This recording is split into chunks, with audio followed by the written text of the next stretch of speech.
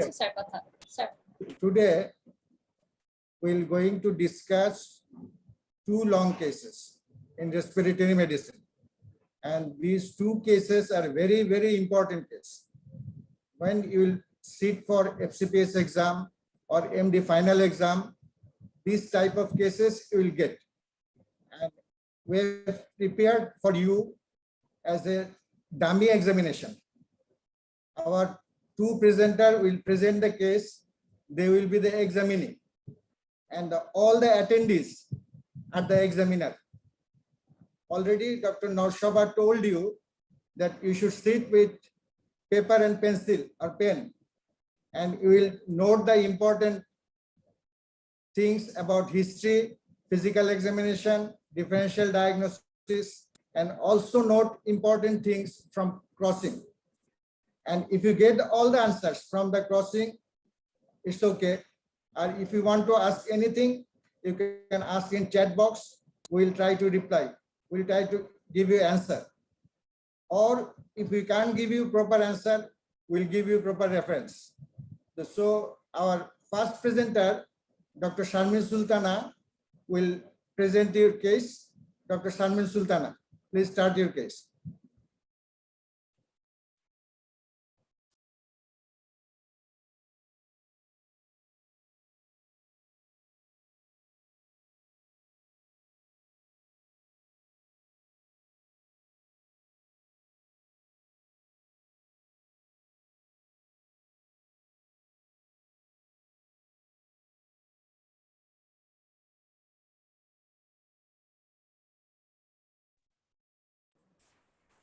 you have to unmute yourself. Unmute করে নেন। Assalamu alaikum. Can I hear you? হ্যাঁ আপু শোনা Yeah. যাচ্ছে clear.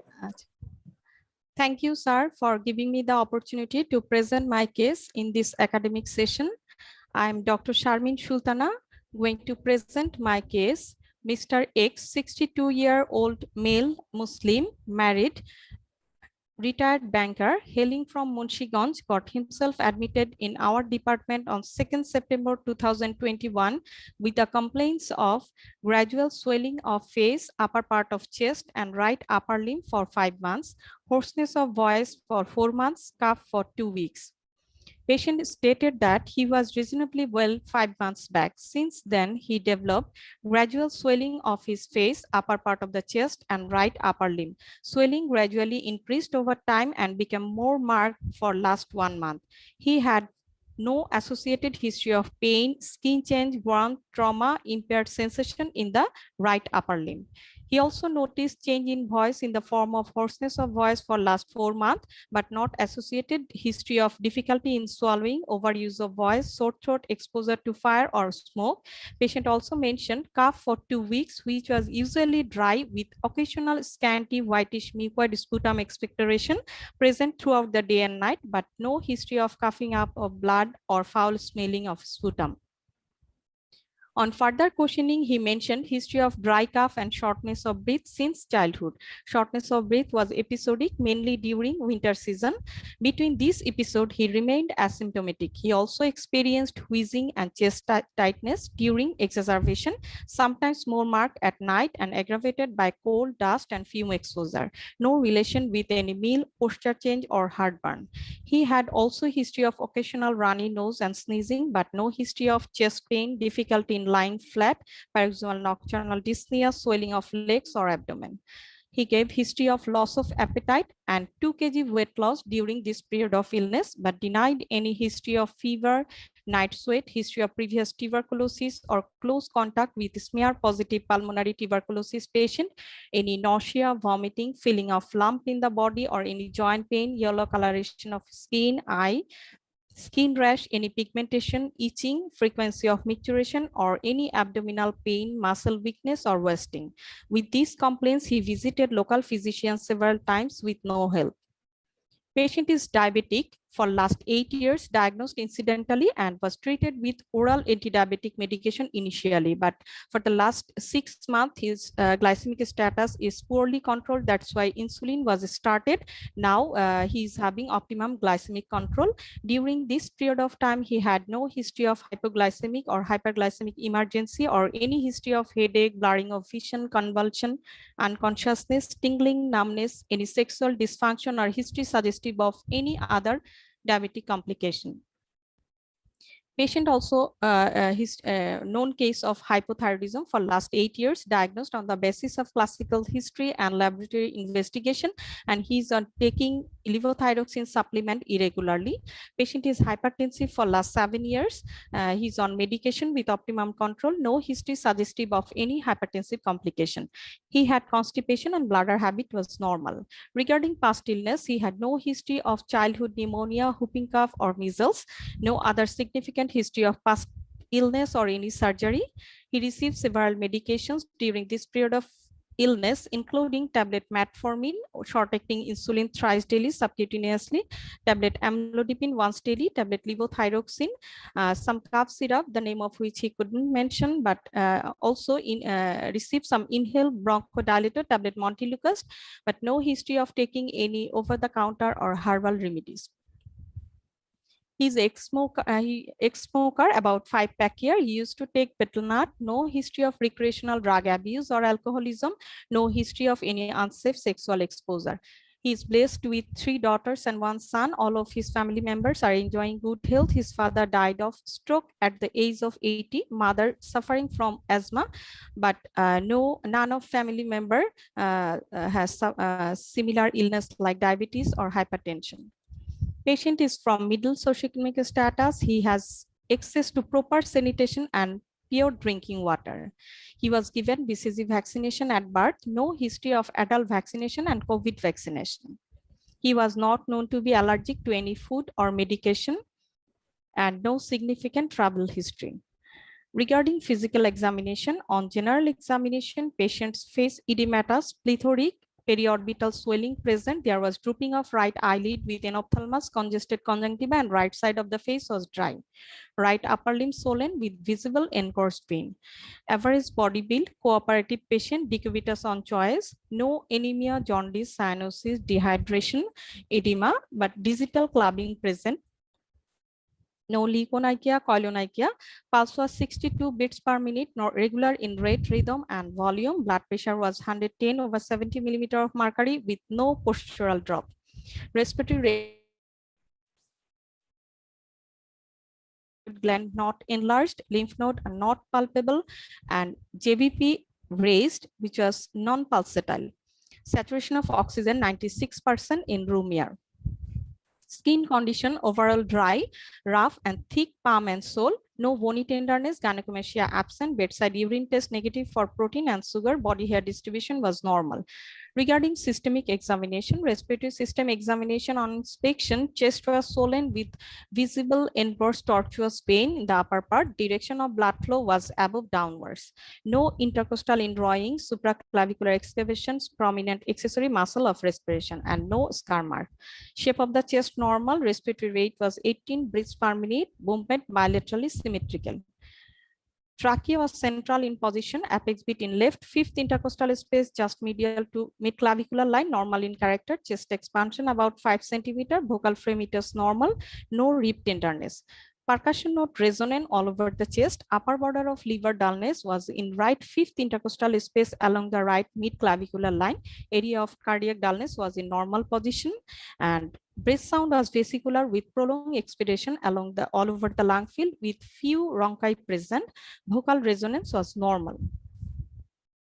Regarding other system, precordium examination reveals normal. Neurological examination, normal hair psychic and function and speech. Examination of eye reveals meiosis, partial ptosis, and enophthalmos on the right side, and there was also right-sided facial anhidrosis. Cranial nerve examination normal, except there is a evidence of multiple dot hemorrhage present bilaterally with 1 blot hemorrhage at 3 o'clock position in the left eye in fundoscopic examination. and other parts of the nervous system examination normal except the evidence of delayed relaxation of ankle jerk. Other systemic examination, including musculoskeletal system examination, parabdominal examination, reveals nothing abnormality. So with this history and examination, my provisional diagnosis is superior vena cava obstruction with right-sided Horner syndrome due to bronchial carcinoma, with type 2 diabetes mellitus, with diabetic retinopathy, with hypertension, with hypothyroidism, with asthma, with allergic rhinitis. This is all about my presentation. Thank you, Dr. Sharmin. Now, Dr. Aminul will ask you some questions. Dr. Aminul, please.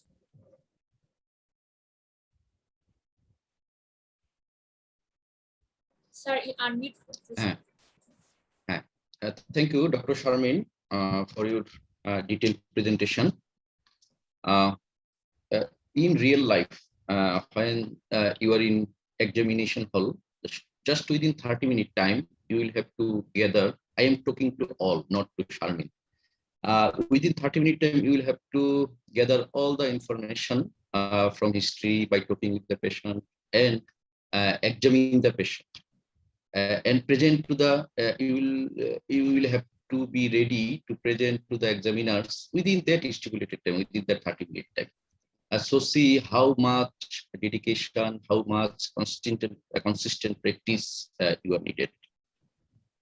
Dr. Sharmin, you have presented the case nicely. You mentioned the patient is rhonchi and vesicular with prolonged expiration, right? But the patient has no breathlessness. You did not mention that there is no, you did not mention breathlessness. Was the patient breathless, or he was without any respiratory distress? Yes, sir. Thank you, sir, for your question. Patient has no breathlessness during examination. But patient didn't give any history of breathlessness, but during examination, I found that patient has a vesicular expiration with a few rhonchi present all over the lung field. Yes, rhonchi or prolonged expiration is not the marker of respiratory distress, but usually these are present with respiratory distress. But if you didn't find, that's okay. With rhonchi, a patient may remain breathless. So from your history, the patient seems has hypothyroidism, active hypothyroidism, despite having thyroxine supplement. Probably he's in under treatment. Yes, but sir. you didn't ask the patient about cold intolerance.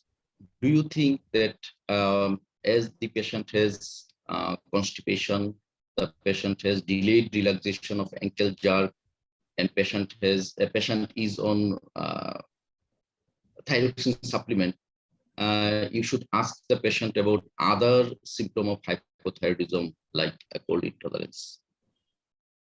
Yes, sir. Patient, I have asked the patient, and patient also mentioned that during diagnosis, patient has this type of classical symptom present, like weight gain, cold intolerance, constipation that I mentioned in my presenting illness.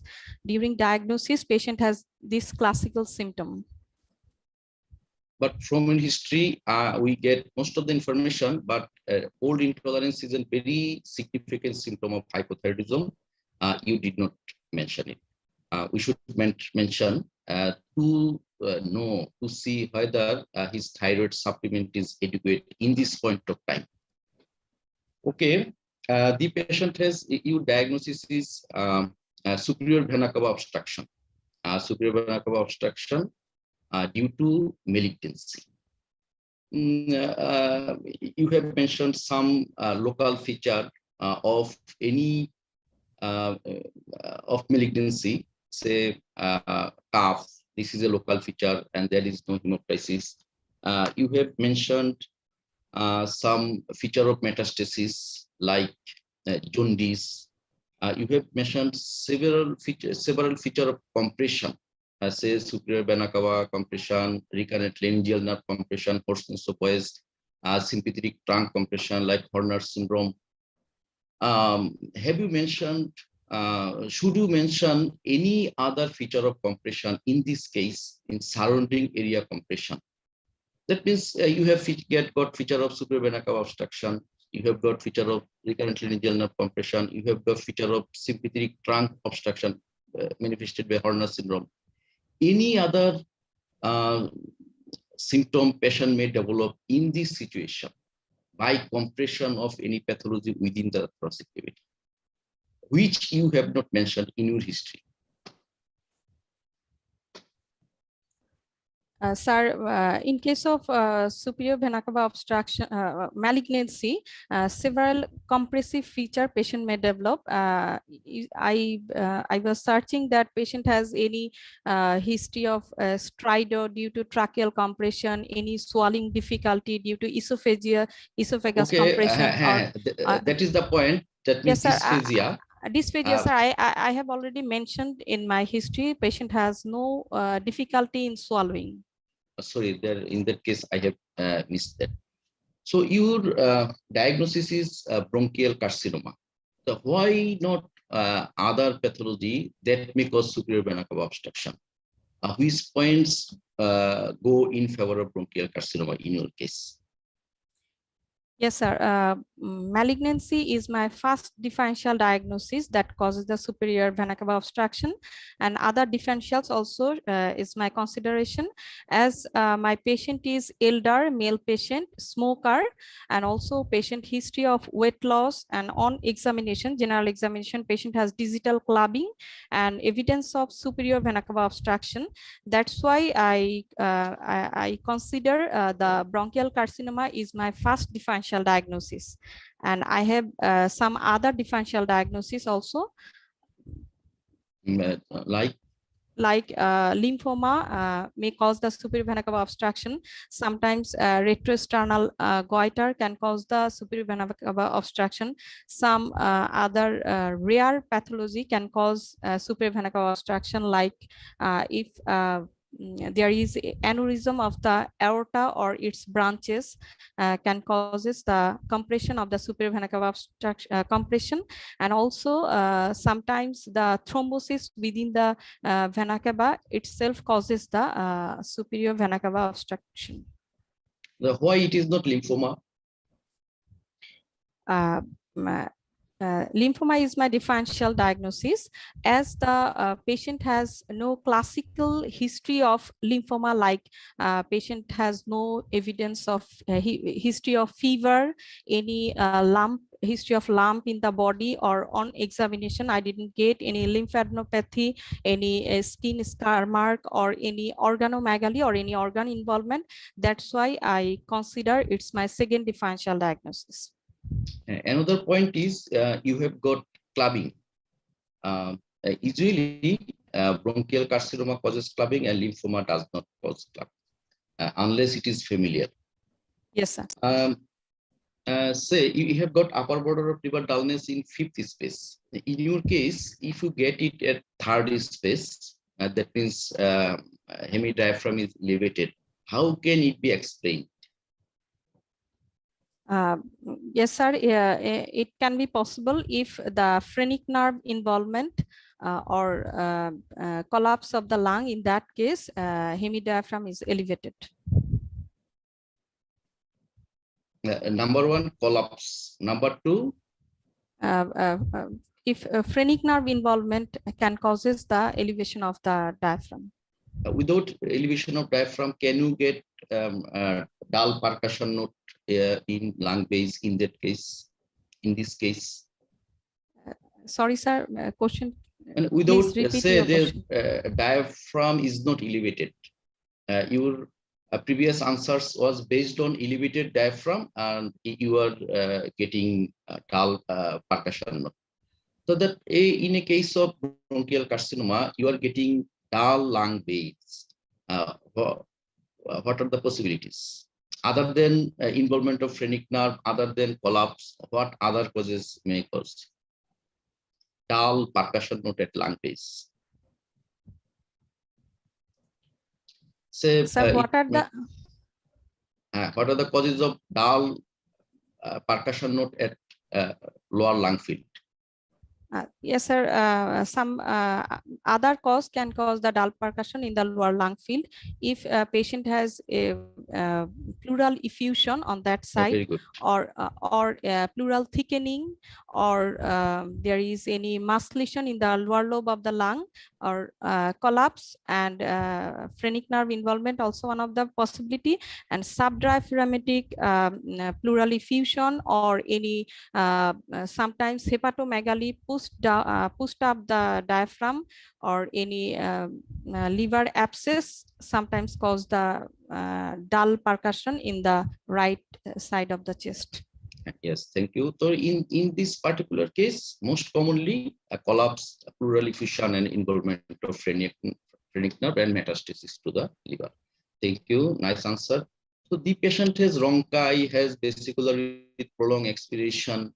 Did you notice any inhaler or nebulizer machine in the side of the patient, the table of the patient, or any sputum pot under the bed? Have you mentioned in your history?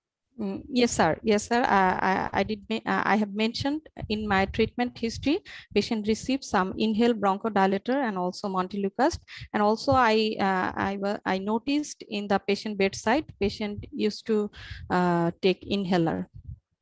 Patient used takes inhaler, and you have seen by your eyes directly that the inhalers are present at the table of the patient. Yes, sir.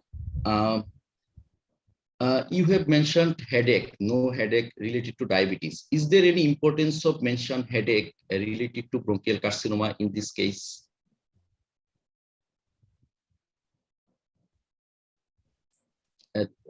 When we present a case of bronchial carcinoma, we point out some points: local feature, cough, hemoptysis, compression, we have already mentioned, and metastasis. In metastasis, two important sites is vital: liver and brain.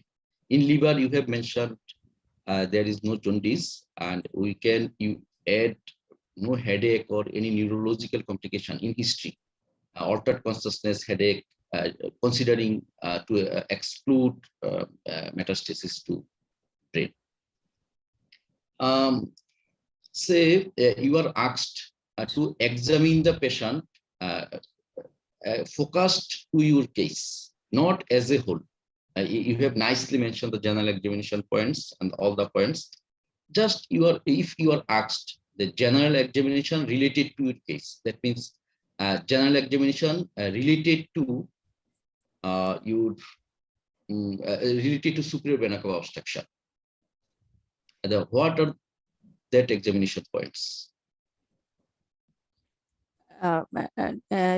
Superior vena cava obstruction, in that case, I expecting in general examination that I already mentioned the patient's appearance, the face, there is a edematous, erythematous face, periorbital edema, congested conjunctiva, and the swollen neck and upper part of the chest and right upper limb, swollen, erythematous, and also very important is the direct tortuous vein, that direction that should be upward to downwards. And also I want to look for the clubbing and any lymphadenopathy in general examination, and also thyroid gland and JBP is also important. In that case, non-pulsatile raised JBP I expect. Okay. Thank you, Dr. Sharmin Sultana. Now I am requesting Professor Mohiuddin Ahmad, sir. Thank you, Dr. Sharmin, for presenting your case. Now tell me, how are you going to investigate your case? Sir, for investigation, I want to consider some routine investigation and some specific investigation to establish my diagnosis. Routine investigation consider the complete blood count. There may be low hemoglobin in case of bronchial carcinoma or maybe due to hypothyroidism, and also the chest X-ray posterior anterior view where expecting there is any superior mediastinal widening or any right hilar mass or any lymphadenopathy or any lung opacity, and also some other routine investigation including the renal function test, blood sugar profile to see the glycemic status of the patient, and also thyroid function test to see the thyroid status, and ECG and ultrasonography of whole abdomen to see any intra-abdominal lymphadenopathy or any organ involvement. Investigation, I want to consider here the CT scan of chest with contrast to see the level of the lesion of superior vena cava and severity, and any lymphadenopathy or mediastinal.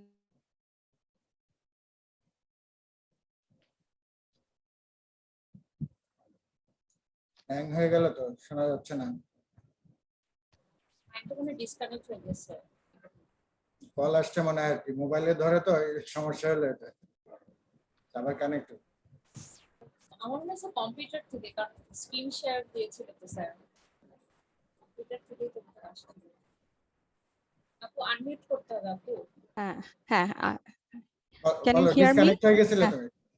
আচ্ছা আচ্ছা, specific investigation, CT scan of chest with contrast to see the lesion, the superior vena cava obstruct site of the lesion and severity, any lymphadenopathy or any mediastinal mass or any lung lesion that can cause the superior vena cava obstruction. Sometimes the thrombosis in the superior vena cava, it also visible in CT chest with contrast. Which type of CT scan you will prefer, HRCT or CT with contrast? CT scan, CT with contrast. Why? Because the in this case my searching point is the mediastinal structure, any mediastinal mass or lymphadenopathy. That's why I choose the CT chest with contrast, because in case of HRCT scan of chest, we usually see the parenchymal structure, lung lesion we want to find out. How you will do the tissue diagnosis of this case? You have told this is bronchogenic superior vena cava to bronchogenic carcinoma. How will you make your tissue diagnosis? Tissue diagnosis, in that case, I want to consider the it depends upon the site of the lesion, fiber optic bronchoscopy with biopsy. Suppose you found no endobronchial lesion. In that case, if there is any lymph node biopsy is another option. Okay. What are the possibilities? What will be the expecting type of your tumor? What type of tumor you are expecting here? Sir, Yeah. yes, sir. Expecting it, it may be the small cell carcinoma may cause the superior vena cava obstruction. This is the most common cause. Most common. Okay. If it is a small cell carcinoma presenting with superior vena cava obstruction, how are you going to treat this case?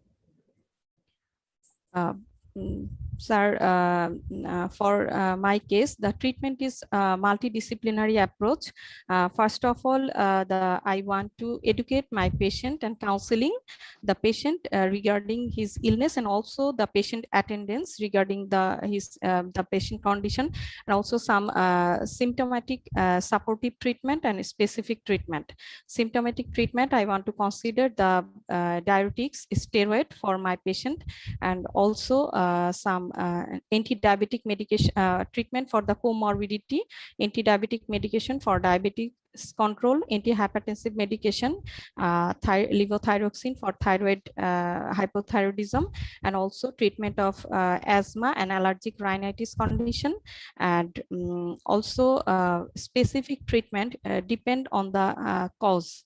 After establishing the specific cause, then I want to go for a specific treatment, and also consultation with other department like oncology department after confirmation of my diagnosis, and regular monitoring and follow-up of my patient. You have already told that your diagnosis is small cell carcinoma. How are you going to treat this case? Sir, in that case, I want to consider the chemotherapy followed by palliative radiotherapy is the treatment. This is the case of non-small cell carcinoma. What next step will do? You have diagnosed this is a case of superior vena cava syndrome. You have diagnosed this is a case of non-small cell carcinoma. What will be your next step? Sir, if it is due to the non-small cell carcinoma, in that case, it is depend upon the staging of the malignancy. I expect if we this want is to do any other investigation for staging, you can do one investigation if the facility is available. Tell me one investigation for staging. If the patient party can afford, if the facilities can available, we just direct you go for this and we make this staging. What is the investigation? Sir, PET scan of whole body. Not PET scan, PET CT. PET PET CT. scan, PET scan is a separate thing, CT is a separate thing. PET PET CT, scan sir, is superimposed on the CT, and these both combines with PET CT. PET CT. By doing Yes. PET CT, we can do staging. If there is brain metastasis, if there is abdominal metastasis, it will be what stage? Sir, stage 4. Stage 4A or B? B, sir, abdominal metastasis. Stage 4B. Good. If this is stage 4B case, what will be your management plan? In case of stage 4B, sir, palliative treatment option is the management plan for this. Do you want to give any emergency radiotherapy to this superior vena cava obstruction patient? Yes, sir. For any tissue diagnosis? If patient is symptomatic, patient has severe pain, in that case, emergency radiotherapy is the treatment option to relieve symptom. Okay. So what will be the prognosis of your case if this is small cell carcinoma? Sir, malignancy prognosis is poor, and in case of small cell carcinoma, as it is early metastasis occur, in that case, the prognosis is very poor. Average survival is less than 1 year. If in case of if patient with treatment, without treatment, it is near about 3 months. Okay, thank you, Dr. Sharmin. Our first case is over. If you have any question, you can write in the chat box. We'll discuss it afterwards. Now, our next presenter, Dr. Sharmin Afroz. You please start your case. Thank you, sir.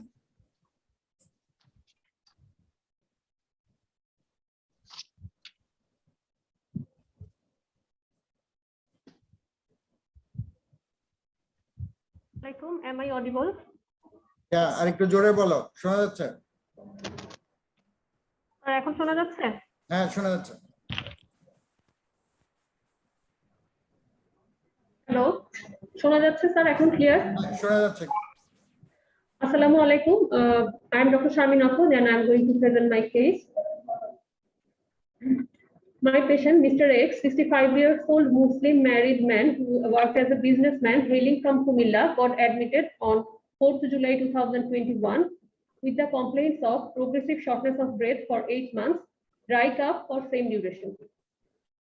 According to the statement of the patient, he was reasonably well 8 months back. Since then, he developed shortness of breath, which is gradually progressive over time. Initially, he felt breathlessness only during severe exertion and MMRC grade was 0. But for last 2 months, he is having difficulty with normal day-to-day activities like washing, going to toilet, etc. And MMRC grade is now 4. There is no history of increased breathlessness while lying flat, no history suggestive of paroxysmal nocturnal dyspnea, increased awareness of heartbeat, chest pain, swelling in the legs or abdomen. Patient also mentioned cough for the same duration, which is irritating, mostly dry with occasional scanty whitish mucoid expectoration, persistent throughout the day and night, no history of coughing up blood or foul smelling sputum. There is no diurnal or seasonal variation of the cough, not aggravated by cold, dust, and fume exposure, no relation with meal or posture change, no heartburn, no history of wheezing, allergy, increased sneezing, nasal blockage, or runny nose, no history of tuberculosis or exposure to smear-positive tuberculosis patient, no history of organic or inorganic dust exposure like pet bird, silica, coal, etc. For cough and breathlessness, he took some medicines and cough syrup from local physicians with no help, the name of which he could not mention. Patient also has history of multiple joint pain and swelling, symmetrically involving small joints of both hands and feet for 7 years, no involvement of large joints. Initially, pain was progressively increasing, moderate in intensity, more at night, associated with morning stiffness that persisted for about 2 hours and relieved by activity and sometimes with some painkillers.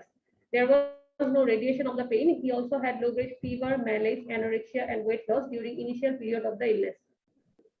He didn't give any history of back pain, passage of loose stools, skin rash, nodules, skin tightening, oral ulcer, genital ulcer, hair loss, pain or redness in the eyes, difficulty in swallowing, muscle pain or weakness, convulsion, unconsciousness, tingling, numbness or any sensation problem, weakness in any body parts, passage of dark or frothy urine, burning sensation during micturition, pain or color change of fingers on exposure to cold.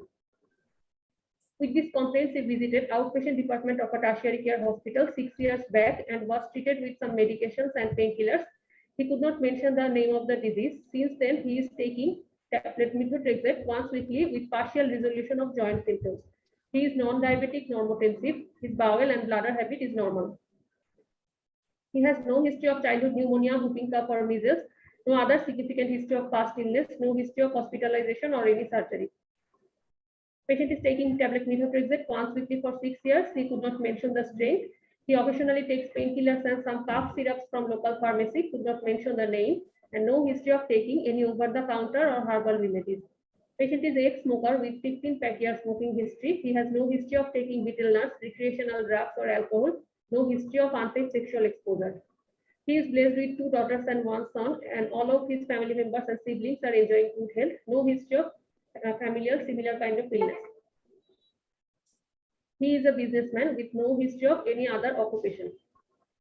Patient is from medial socioeconomic status. He has access to proper sanitation and pure arsenic-free drinking water. He was given BCG vaccination at birth. No history of COVID-19 vaccination or other adult vaccination. He was not known to be allergic to any food or medication, and he has no significant travel history. On examination, on general examination, patient appeared anxious looking, body build was average, he was cooperative, decubitus on choice, anemia, jaundice was absent, cyanosis, dehydration, edema, and clubbing, edema was absent. There was digital clubbing and leukonychia absent, polyonychia absent, pulse 92 beats per minute, regular in rate, rhythm, and volume. Blood pressure was 110 by 70 millimeter of mercury with no postural drop.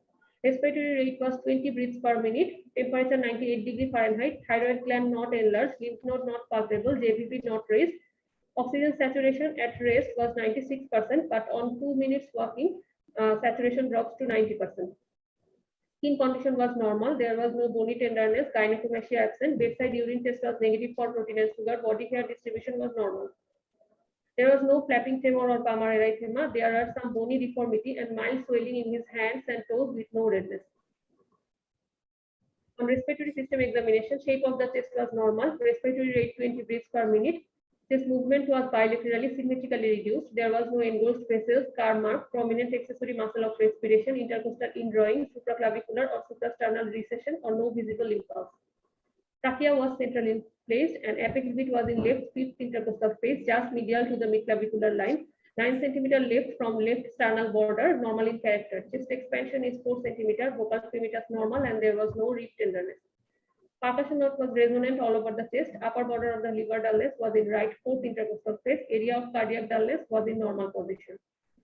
On auscultation, his breath sound was vesicular. There was bilateral basal fine end inspiratory crepitations present along the dorsal scapular line and mid-axillary line, which was unaltered by cough. Vocal resonance was normal. On musculoskeletal system examination, his examination of the hands reveals There is one leg deformity in left ring finger, ulnar deviation of the left hand, and there is also flexion deformity of finger on left hand. There is mild swelling of proximal interphalangeal joints of both hands. There is wasting of thinner and hypothenar muscles with dorsal guttering in both hands. No atrophy, ulcer, gangrene, rash, or nodule was seen. There was mild tenderness in proximal interphalangeal joints. Temperature was normal, and movement was slightly restricted with mild functional impairment.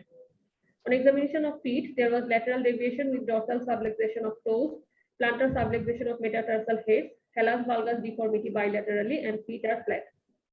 There was no tenderness or warmth. Movement was slightly restricted, and rest of the musculoskeletal system revealed no abnormality. Other systemic examination also revealed no abnormality. So from history and clinical examination, my provisional diagnosis is rheumatoid arthritis with interstitial lung disease. So this was my case. Thank you. Okay, Dr. Aminul will ask you some question. Dr. Aminul, please.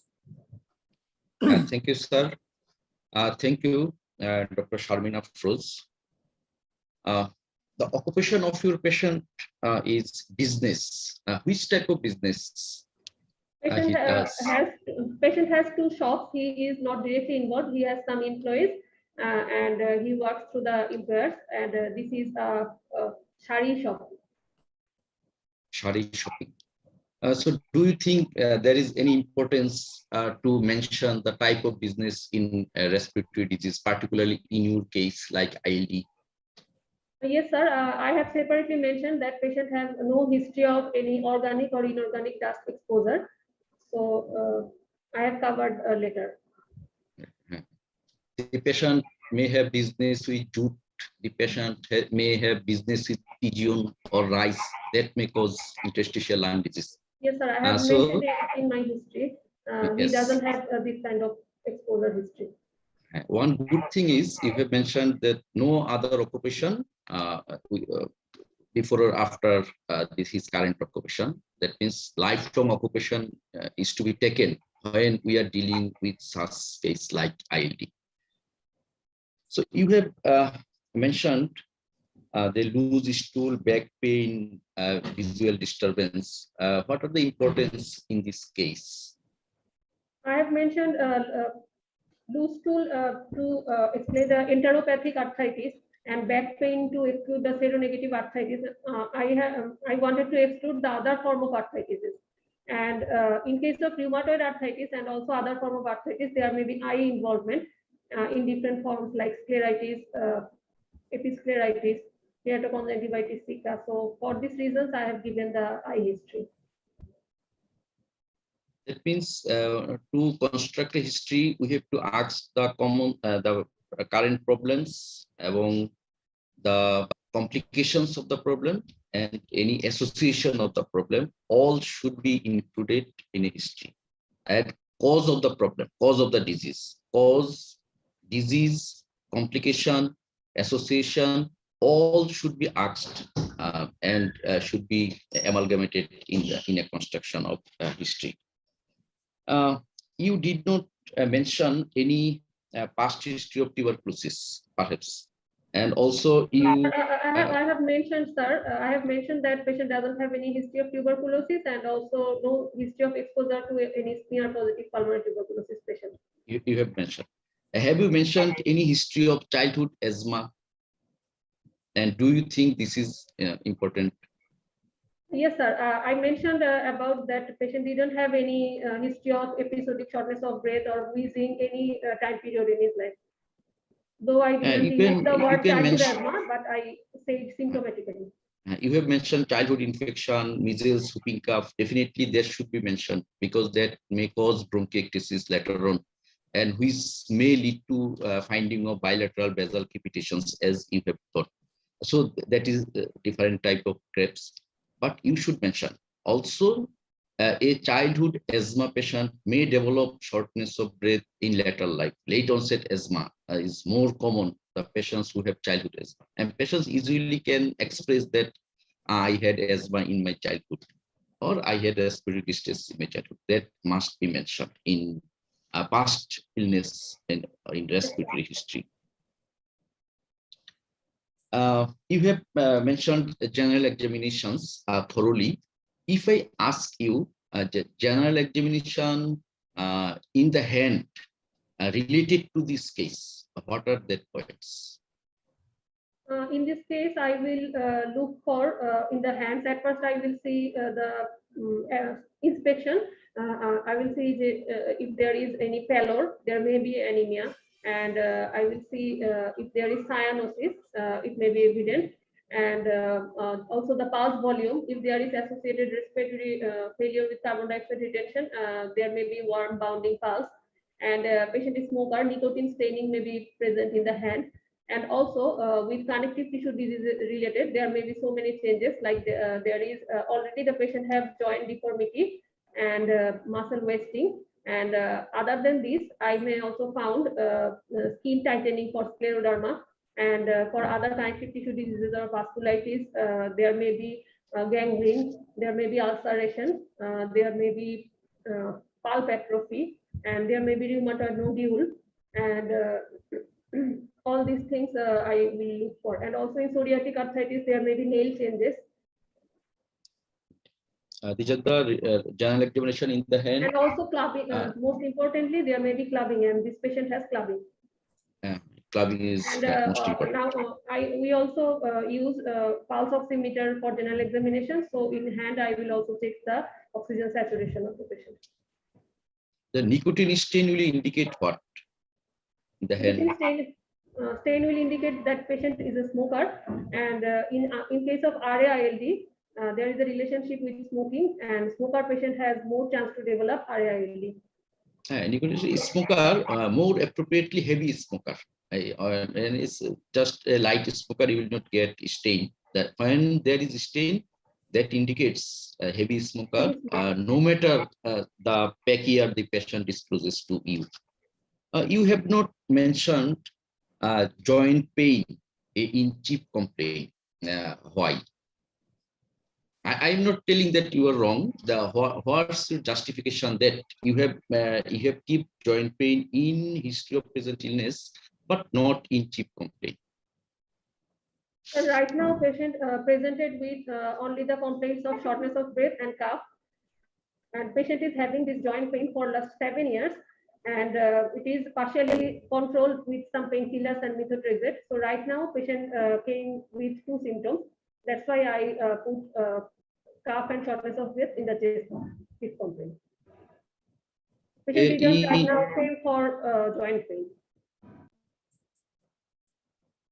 Okay, that means we will mention the problems in chief complaint for which patient seek medical help or admission in this moment, current moment. Maybe the joint pain will be the chief complaint some other day. In that period, maybe shortness of breath or cough will be in the present illness, history of present illness. It depends on a patient's situation. Or maybe both, all the three, shortness of breath, cough, joint pain will be in the chief complaint if all are giving pain in this point of time. So you have mentioned methotrexate, that means your differential diagnosis, the drug induced. Okay. Have you asked any other drugs that may cause pulmonary fibrosis? And you have not mentioned in your history. We have seen only methotrexate he is having. What important drugs are not patient having that may cause these features, say ILD-like features? ILD-like features, not that means just ILD, drug-induced ILD. What are those drugs? Asked the patient, but patient is taking only methotrexate, and other than methotrexate, patient could have taken penicillamide or some other drugs like gold. Otherwise, some other medications like antibiotics, nitrofurantoin, some chemotherapeutic medications like bleomycin, busulfan. These medications can cause drug-induced fibrosis. As drug-induced ILD is your differential diagnosis, you could mention the name of this drug as important negative history, but you did not. You have mentioned that rheumatoid arthritis with ILD, and you have written RA-ILD. Are both same, RA-ILD and rheumatoid arthritis with ILD. Sir, I have diagnosed, my provisional diagnosis is patient is having rheumatoid arthritis with interstitial lung disease. Rheumatoid arthritis with interstitial lung disease. Yes, sir. And this is in the form of RA-ILD. This is now established. So I have put this way. This is dual pathology, or there is interlink between the two? There is interlink due to this is the similar disease process, rheumatoid arthritis now affecting the lungs. Which type of ILD you are thinking of in this patient? In rheumatoid arthritis, there may be UIP pattern or there may be NSIP pattern, but UIP pattern is slightly more common, and there may be also mixed pattern, mixed UIP and NSIP pattern. And other than this, some other form like organizing pneumonia may be also seen, and some patients who are heavy smoker, CPAP, combined pulmonary emphysema and fibrosis is also sometimes found associated with rheumatoid arthritis. What's the age of your patient? 65 years. 65. So a 65-year male patient, which is more likely? More likely, this may be a case of UIP, histological UIP pattern or pattern. radiological pattern, most likely UIP. So why not this is IPF? We can say IPF when there is no recognizable cause, but in this patient, we have found the recognizable cause, that is rheumatoid arthritis. So that's why I'm saying that is RAIFP. And also to find out a recognizable cause in case of ILD, what other questions you should ask or you have asked? Sir, questions. One of the first thing is that I have to exclude the connective tissue diseases, which I have done, and other than this, maybe due to different dust exposure, like organic dust or inorganic dust. If it is due to organic dust, it may be cause hypersensitivity pneumonitis, and later it can develop fibrosis if not adequately treated. And from inorganic dust, patient can develop pneumoconiosis. And other than this, patient's occupational history is also relevant to this. And also, other than these patients, some other history I have taken that related to, and there is in connective tissue disease, there are also several varieties. And to exclude other varieties from RA, I have to also ask some other questions.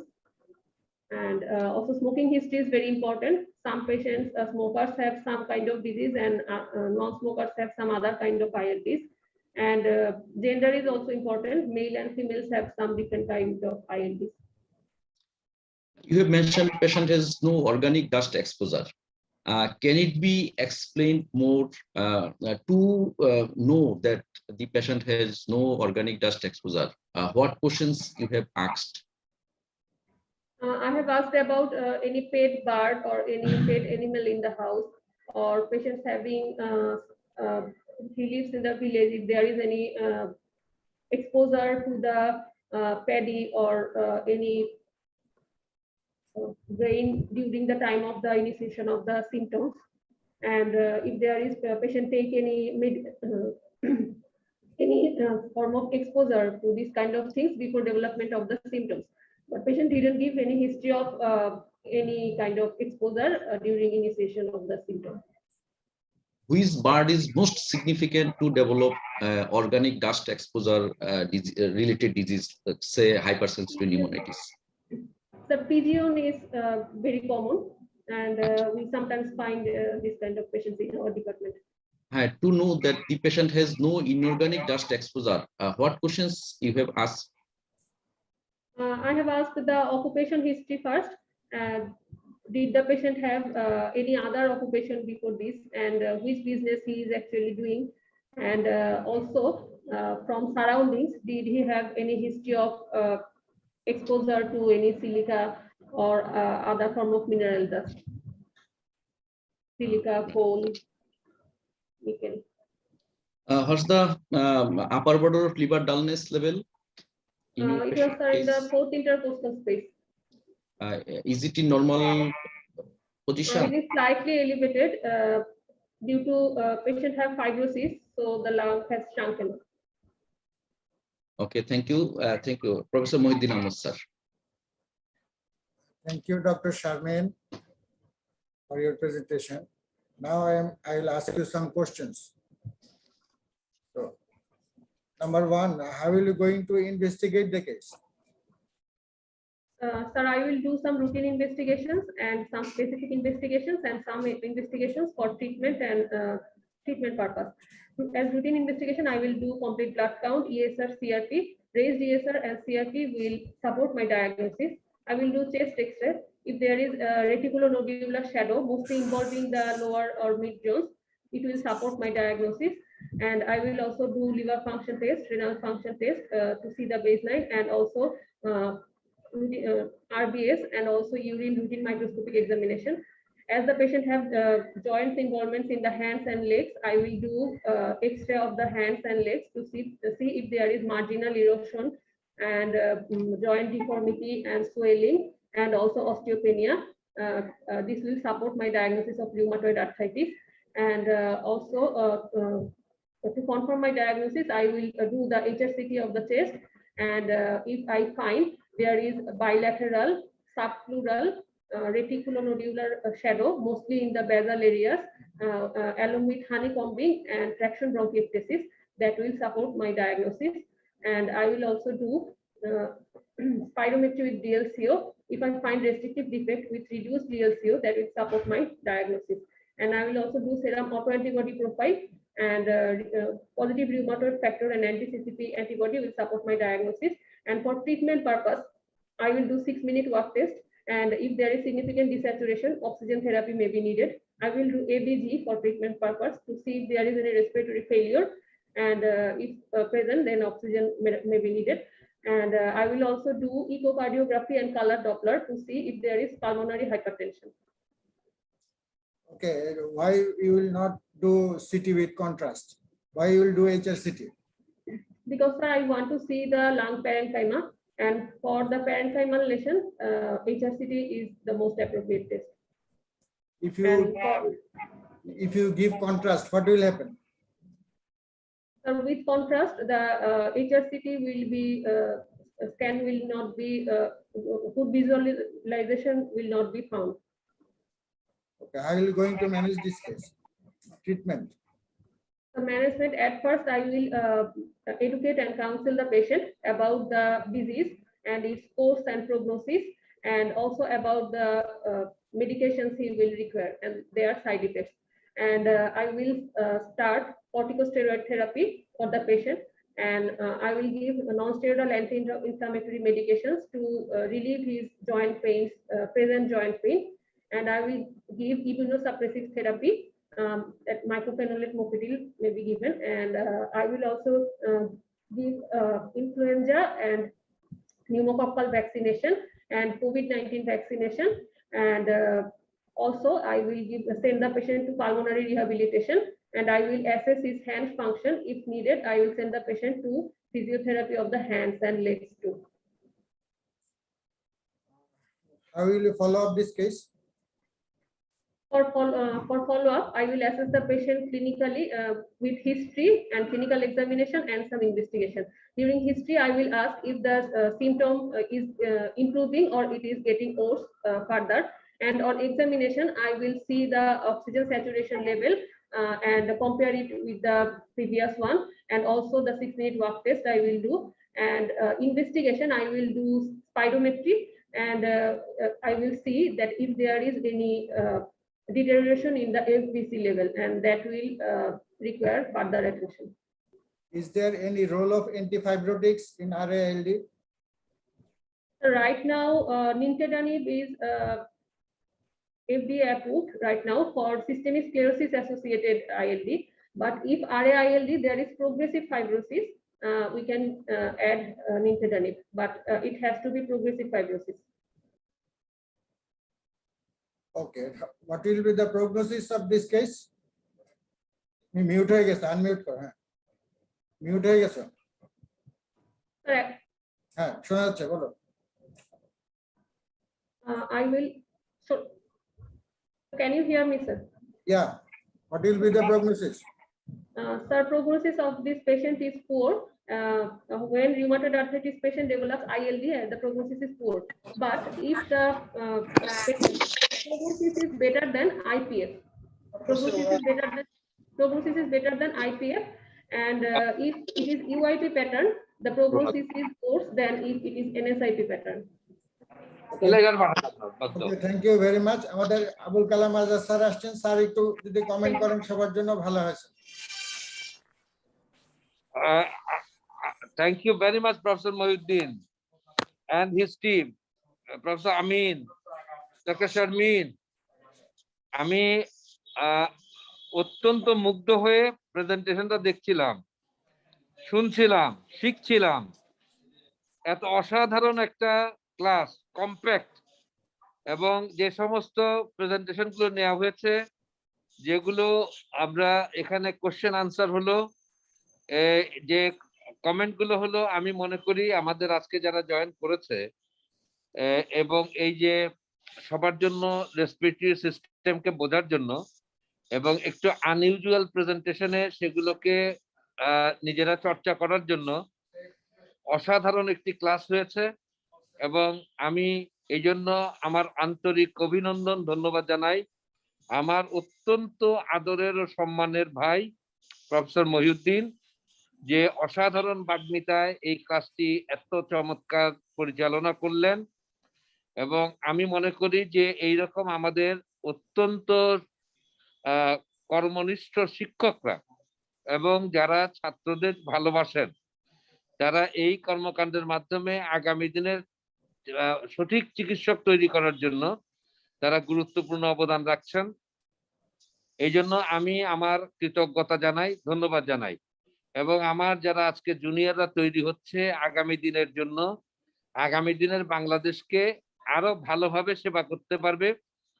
এবং এই আজকের ক্লাসের পরে respiratory ডিজিজের ব্যাপারে তাদের একটা বলিষ্ঠ অবস্থান তৈরি হবে এবং তারা সেইভাবে আল্লাহর রহমতে ইনশাল্লাহ মানুষকে চিকিৎসা করতে পারবে। ডাক্তার আমিনুল চমৎকার এখানে অ্যাঙ্কর করেছেন এবং আমাদের এখানে শারমিনকে দেখলাম এবং আমাদের যারা আমাদের নওশাবানুর এই অনুষ্ঠানটা মডারেট করছে, এবং আমরা সবাই মিলে আশা করি ইনশাল্লাহ এই পদ্ধতির মাধ্যমে আগামীতেও আমরা এই গ্রুপের ক্লাস আরো চাই এবং তারা আমাদেরকে রেসপিরেটরি সিস্টেমকে আরো পড়াবেন। এই আশাবাদ ব্যক্ত রেখে সবার সুস্থতা কামনা করি, সবার সমৃদ্ধি কামনা করে আমি আমার বক্তব্য শেষ করছি। ধন্যবাদ। আসসালামু আলাইকুম। স্যার আপনাকে ধন্যবাদ। আমি আর 2 মিনিট কথা বলে একটু ওভারঅল করি স্যার, আপনার অনুমতি চাই স্যার। ধন্যবাদ সবাইকে। এখানে একটু বলি স্যার, আমার চ্যাট বক্সে কিন্তু কোশ্চেন আছে কিছু স্যার। আচ্ছা, কোশ্চেনের অ্যানসার দিব আমরা। আমি ওভারঅল একটু ডিসকাশন করছি। ধন্যবাদ সবাইকে এতক্ষণ আমাদের সঙ্গে থাকার জন্য। আমি 221 জন পর্যন্ত দেখেছি, এখন কমে যাচ্ছে, সবাই ব্যস্ত। তো long case we must practice. আমরা তো এক্সামিনার, ওই পরীক্ষাতে লং কেস প্রেজেন্টেশন দেখে আমরা বুঝে ফেলি যে আপনি প্র্যাকটিস করেছেন কি করেছেন না। এবং লং কেসের জন্য বিসিপিএস এর শিডিউল টাইম হলো প্রেজেন্ট করার জন্য আপনি 6 মিনিট মাত্র টাইম পাবেন। 2 জন এক্সামিনার থাকবে। First examiner will cross you for 6 minutes. Examiner দেওয়া অ্যাবান্ডেন্ট টাইম দেওয়া হবে না, যা ইচ্ছা তাই জিজ্ঞেস করে 6 মিনিটের মধ্যে আপনাকে অ্যাসেস করবেন। Next examiner will get 6 minute time, এই হলো 18 মিনিট। বাকি 2 মিনিট থাকে এক্সামিনাররা নিজেদের মধ্যে একটু ডিসকাস করার জন্য। এই হলো বিসিপিএস এর লং কেসের style. Same time frame is followed is BSMMU in phase 1, phase A এবং phase B examination. Unless you practice, 6 মিনিটে কোনো মতেই আপনি লং কেস শেষ করতে পারবেন না। আমাদের প্রথম শারমিন সুলতানা যেভাবে করেছে, যে হাইলাইটস গুলো বলেছে, আপনাকে কেস নিতে হবে পুরোটাই, কিন্তু হাইলাইটস গুলো বলতে হবে স্যারদের কাছে প্রেজেন্ট করার সময়। এটা 2 জনে মিলে প্র্যাকটিস করবেন, নাহলে 6 মিনিটে কিন্তু বলতে পারবেন না। আমি অনেক টিচারকে দেখেছি লং কেস আপনি যা জেনারেল এক্সামিনেশন বলার পরেই তার 6 মিনিট শেষ হয়ে গেছে, তখনই বলেছে যে you have finished your time, বাস উনি ওখানে আটকে দিয়েছে। তো ওখানে আটকে দিলে তো পরীক্ষা ওখানেই ডুবে গেল। এই জন্য আপনাদেরকে প্র্যাকটিস করতে হবে। আমরা এই টাইম ফ্রেমটা মেনটেন করতে পারি নাই আমাদের ইয়ের কারণে, যেহেতু সামনাসামনি না, এগুলো দেখা দিয়েছে স্ক্রিনে, টাইম ফ্রেম মেনটেন করা যায় না। এক্সামিনারও পারি নাই, এক্সামিনারও পারে নাই। দ্বিতীয় হইলো, যারা এখানে আমরা তো প্রায় 200 জনের মতো ছিলাম, সবাই কিন্তু এক্সামিনার ছিলাম, আর এক্সামিনার ছিল মাত্র 2 জন। এখন এক্সামিনারদের কাছে প্রশ্ন, এই যে এক্সামিনাররা পাস করবে না ফেল করবে বলেন? হ্যাঁ এক্সামিনার, আচ্ছা ঠিক আছে। এখন আমার কাছে অনার্স আপনি ওভারঅল কমেন্ট করেন, আমার শেষ। Sir thank you so much sir. মানে আমি নিজেও আসলে অনেক কিছু শিখলাম আর কি আজকে, এবং খুবই খুবই ইন্টারেক্টিভ সেশন ছিল, তো খুবই ভালো লেগেছে। বিশেষ করে দুজন আপু, তারা তো মাশাআল্লাহ খুবই ভালো পারফর্ম করেছিল, বিশেষ করে ক্রসিং। স্যার আপনারা দুজন স্যার যে কোয়েশ্চেন গুলো করলেন, এবং অনেকগুলা আসলে তো স্যার এইভাবেই কোয়েশ্চেন করে পরীক্ষার সময়, এবং এটা অবশ্যই ডেফিনেটলি খুবই হেল্পফুল হয়েছে স্যার, আমার নিজের জন্য এবং স্টুডেন্টদের জন্য ডেফিনেটলি হবে স্যার। স্যার আমি একটু কোয়েশ্চেন গুলো কি একটু বলবো স্যার? আমাকে চ্যাট বক্সে ডিরেক্ট মেসেজে কতগুলো কোয়েশ্চেন আসছে স্যার। একজন কোয়েশ্চেন করেছেন যে নন পালসেটাল জেবিপি কজ এন্ড ডিটেইল, এটা একটা কোয়েশ্চেন করেছে। আরেকটা বলেছে যে একটা করো তাহলে, নন পালসেটাল দেখবেন ডক্টর শারমিন সুলতানা বলো এর কি কি কজ আছে।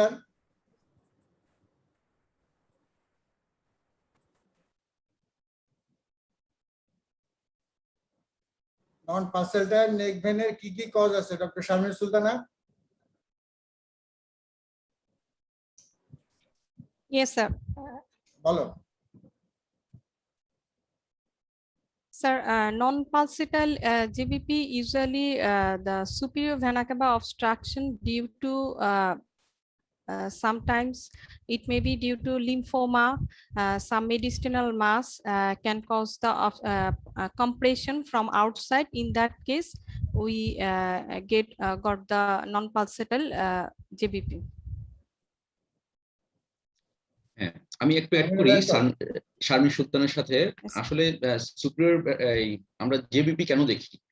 জেবিপিটা আসলে কি direct visible part of right heart, right? Heart তো আমরা দেখি না, সুপিরিয়র ভেনা কাভা তো দেখি না, কিন্তু এই JVP jugular vein superior vena cava হয়ে রাইট এট্রিয়ামে ওপেন হচ্ছে, superior vena cava right atrium, আর উপরে আছে জেবিপি ইন্টারনাল জগুলার ভেইন। তো ডাইরেক্টলি আমরা হার্টের প্রেশারটা কিন্তু ইনডাইরেক্টলি এই জেবিপির মাধ্যমে মেজার করতে পারি। তো if this engorged jugular vein is secondary to right heart pathology, সেক্ষেত্রে আমরা পালসেটাইল পাবো। কারণ হার্ট তো আর নন পালসেটাইল থাকবে না, হার্ট ইজ অলওয়েজ পালসেটিং, তাই না, অলওয়েজ কন্ট্রাক্টিং।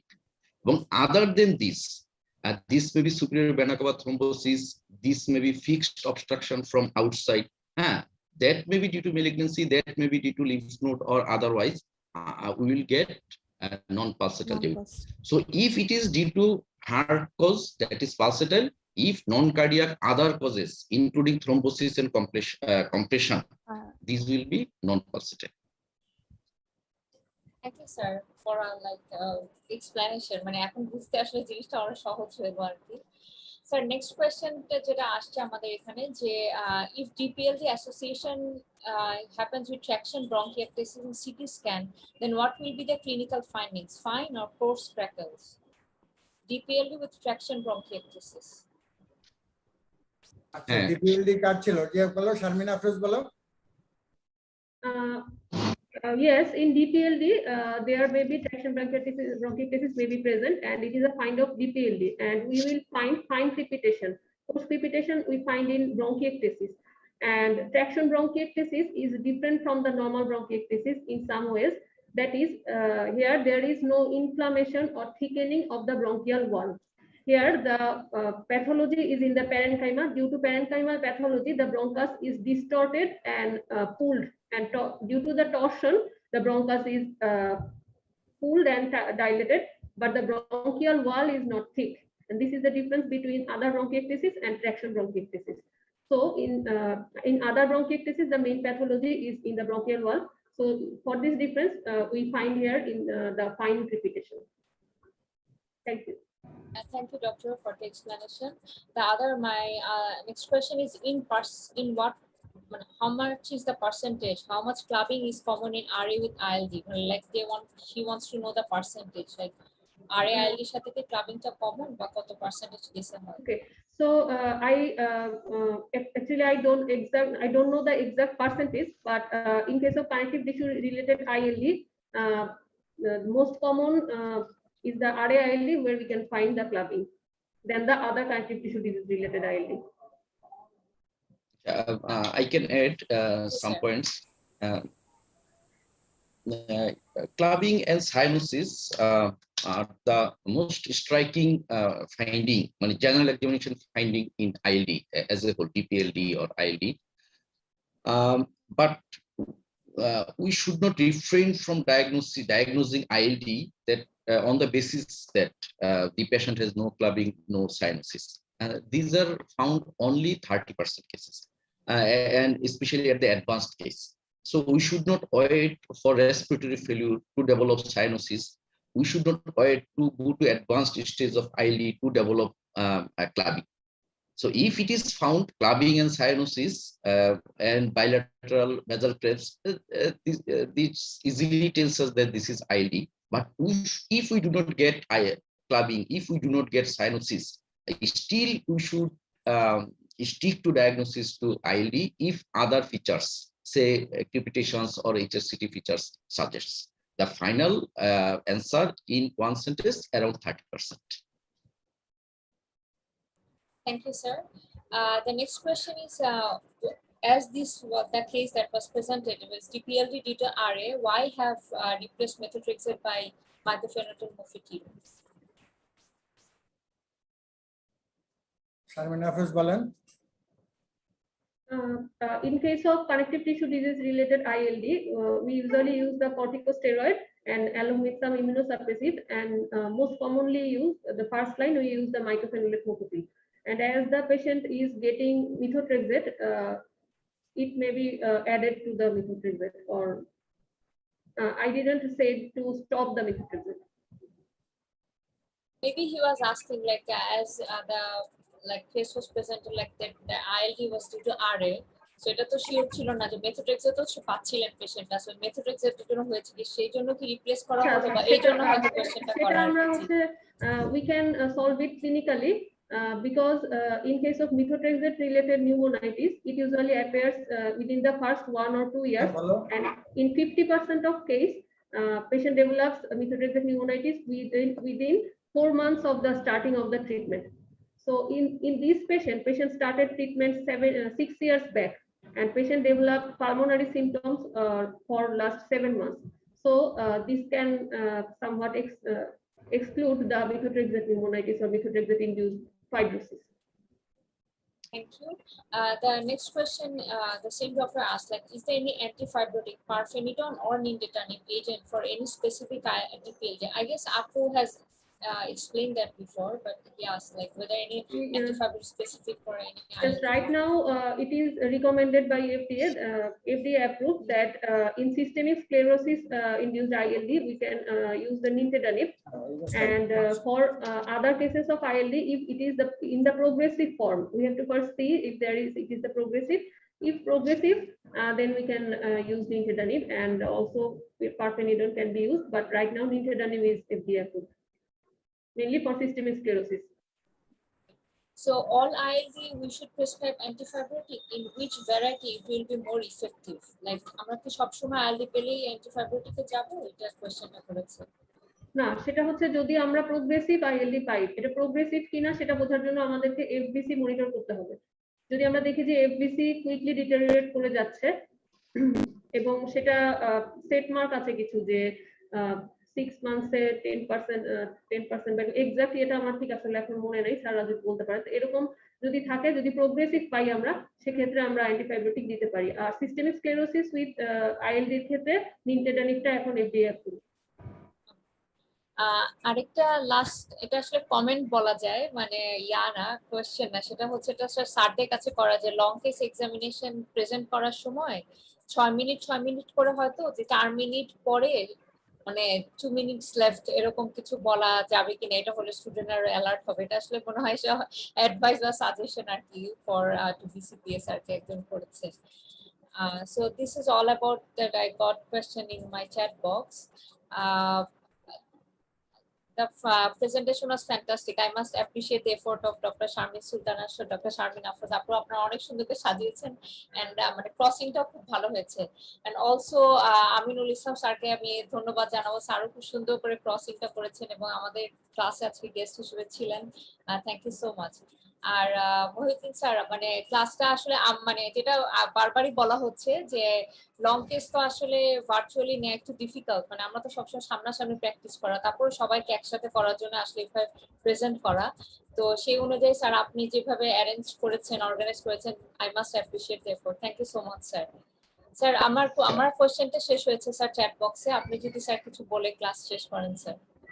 আচ্ছা স্যার বলার আগে জাস্ট আমি কোশ্চেন রিলেটেড একটু বলি, একটু যে যে রিলেটেড টু অ্যান্টিফাইব্রোটিক, আর অ্যান্টিফাইব্রোটিক এখনো আসলে ট্রায়াল চলছে, ডিফারেন্ট রিকমেন্ডেশন আসছে, হয়তো এটার ইউজটা আরো ওয়াইড হবে পরে, কিন্তু জাস্ট নাও আমরা আইপিএফ ইডিওপ্যাথিক পালমোনারি ফাইব্রোসিস শুধু এই ক্ষেত্রেই অ্যান্টিফাইব্রোটিকটা ইউজে রেস্ট্রিক্টেড আছি। হয়তো fibrotic variety of other ILD, say hypersensitive pneumonitis or systemic sclerosis, সেগুলো ওভারঅল ইন্ডিকেশন হয়ে যাবে। জাস্ট একটা কান্ট্রি রিকমেন্ড করছে, তারপর আরেকটা অ্যাসোসিয়েশন রিকমেন্ড করছে, দ্যাটস ওকে, কিন্তু ওভারঅল রিকমেন্ডেশন শুধুমাত্র still now IPF idiopathic pulmonary fibrosis, সেক্ষেত্রে আমরা শুধুমাত্র অ্যান্টিফাইব্রোটিক দিব, কিন্তু উইথ টাইম সেটা বাড়বে, সেটা পরে হবে।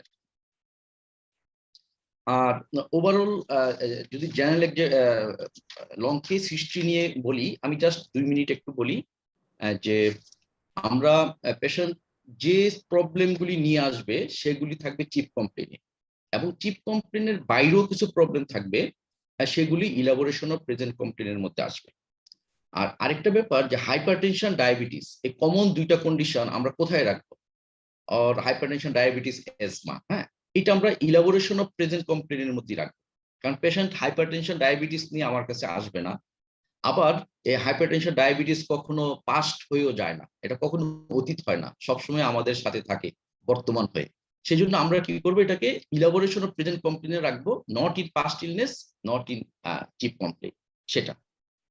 আর প্রতিটা লং কেসে আমি তাকে জিজ্ঞেস করব আপনার তার ডিজিজটা চিন্তা করে, এই ডিজিজের কি কি প্রবলেম হতে পারে সেটা আমরা জিজ্ঞেস করব। যেমন একটা রেসপিরেটরি ডিজিজ যদি হয়, তার cough, sputum, haemoptysis, chest pain, wheeze, fever, তারপর কনস্টিটিউশনাল ফিচার থাকতে পারে। যদি এমন হয় যে এই সিমটমগুলির মধ্যে 2টা কি 3টা আছে, বাকিগুলি না থাকলেও ইম্পর্টেন্ট নেগেটিভ হিস্ট্রি পার্ট হিসেবে আমরা দিয়ে দেব। একটা পেশেন্ট যদি কার্ডিয়াক সিমটম নিয়ে আসে, হার্ট ফেলিউরের পেশেন্ট আসে, তার হয়তো চেস্ট পেইন নাই, তারপরও আমি chest pain important negative history হিসেবে দিব, কারণ সেটা সেই সিস্টেমের সিমটম। কারণ চেস্ট পেইন আমি যে কোনো ভাবেই হোক সেটা আমি এক্সপ্লেন করতে পারবো। স্যার বলবো হার্ট ফেলিউরের পেশেন্ট চেস্ট পেইন কেন জিজ্ঞেস করছো, যে এটা এমআই এর জন্য হতে পারে, এইভাবে। সুতরাং ইম্পর্টেন্ট নেগেটিভ হিস্ট্রি আমি জিজ্ঞেস করব, are not only the symptoms of that disease, তার কি কারণে সেটা হলো। যেমন আইএলডির যদি কোনো কারণ থাকে, ফর এক্সাম্পল একটা পেশেন্ট ইন্টারস্টিশিয়াল লাং ডিজিজ নিয়ে আসলো, তার কোনো জয়েন্ট পেনের হিস্ট্রি নাই, আমি তাকে আমি মাথায় রাখবো যে এই আইএলডির কোনো কারণ আছে কিনা, অথবা অন্য যে কোনো ডিজিজ, যে কোনো কন্ডিশন, তার কোনো কারণ আছে কিনা, সে কজ রিলেটেড আমি তাকে কোশ্চেন করবো। তো যে জন্য আমরা জয়েন্ট পেনটা পেয়ে গেলাম, যে আপনার কোনো জয়েন্ট পেন আছে কিনা, কারণ আমরা জানি যে কানেকটিভ টিস্যু ডিজিজ থেকে আইএলডি হতে পারে। তারপর এই যে কন্ডিশনটা, তার কোনো কমপ্লিকেশন আছে কিনা, যেমন একটা ইন্টারস্টিশিয়াল লাং ডিজিজ, তারপর পালমোনারি হতে পারে, অথবা একটা রিউমেটয়েড আর্থ্রাইটিস, তার আদার কমপ্লিকেশনস হতে পারে, তার এক্সট্রা আর্টিকুলার ম্যানিফেস্টেশন থাকতে পারে, সেইগুলি কিন্তু আমাকে ধরে ধরে জিজ্ঞেস করতে হবে। যেমন একটা ব্রঙ্কিয়াল কার্সিনোমা, তার কমপ্লিকেশন হিসাবে তার মেটাস্টেসিস হতে পারে, তার এক্সট্রা কমপ্লিকেশন হোক বা ম্যানিফেস্টেশন হোক, বা এক্সট্রা পালমোনারি প্যারানিওপ্লাস্টিক ফিচার হতে পারে, সেগুলি আমরা সবকিছু এভাবে জিজ্ঞেস করব।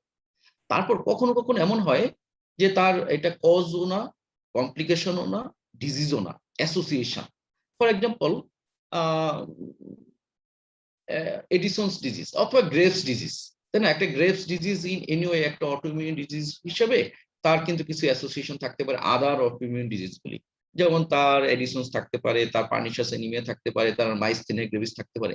তাহলে এই যে কজ, ডিজিজ, কমপ্লিকেশন, অ্যাসোসিয়েশন, এই সবগুলি পয়েন্ট যদি আমি লং কেসের পেশেন্টের কমপ্লেনের উপর ভিত্তি করে নিজের মধ্যে একটা চেকলিস্ট তৈরি করি, নিজেকে নিজে জিজ্ঞেস করি যে আমি কোনো পয়েন্ট বাদ দিচ্ছি কিনা, তাহলে দেখা যাবে যে আমার হিস্ট্রিটা তখন কমপ্লিট হয়ে যাবে। তো থ্যাংক ইউ। ধন্যবাদ সবাইকে, পার্টিসিপেন্টদেরকে